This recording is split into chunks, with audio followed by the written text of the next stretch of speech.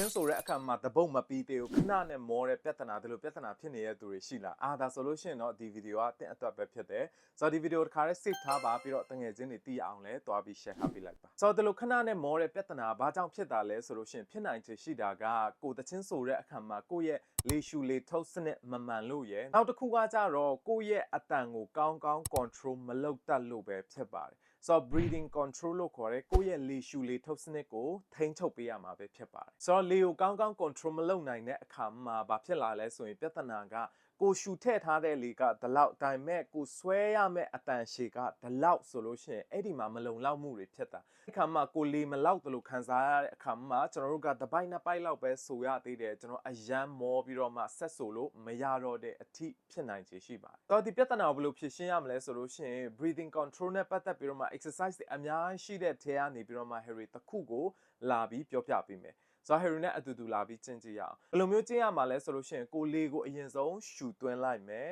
ရှူသွင်းမယ်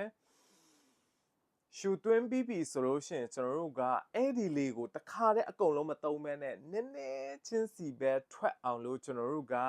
နော်လေထွက်ပေါက်နည်းနည်းလေးပဲရှိအောင်လုပ်ပြီးတော့မှကျွန်တော်တဖြည်းဖြည်းချင်းထုတ်ပေးရမှာဖြစ်တယ်ဆိုတော့ကျွန်တော်တို့ ratio သွင်းထားမယ်ပြီးလို့ရှိရင်ကျွန်တော်တို့သွားလေးကိုစီလိုက်မယ်စီပြီးပြီဆိုလို့ရှိရင်ကျွန်တော်တို့က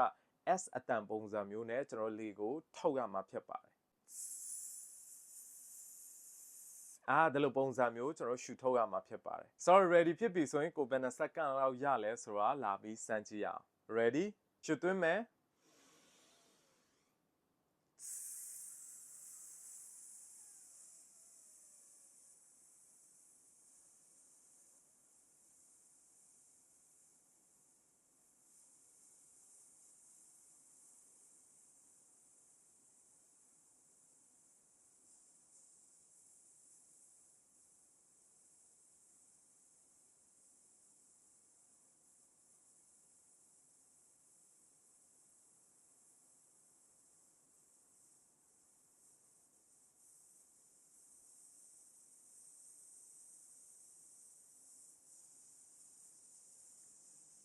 ဆိုတော့ဒီလိုပုံစံအတိုင်းကိုကလာပြီးလေ့ကျင့်ယူလို့ရတယ်ကိုတဖြည်းဖြည်းချင်း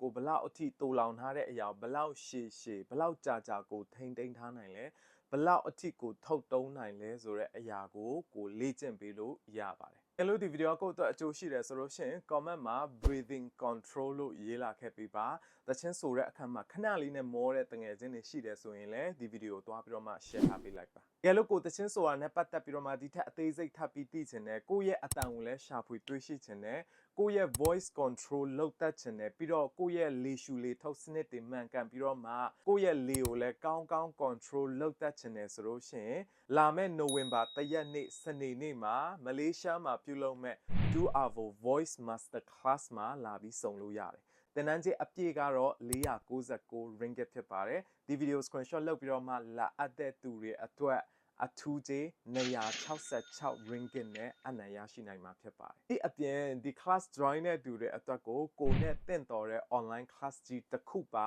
လက်ဆောင်ရရှိမှာဖြစ်ပါတယ်ဆိုတော့ဒီအခွင့်အရေးကိုအမိအရာရယူချင်တဲ့သူတွေဆိုရင်ဒီ video screenshot လုပ်ပြီးတော့မှ page admin မှာအမြန်ဆုံးတွားယူလိုက်ပါclass ထဲမှာပြန်ဆောင်ကြမယ်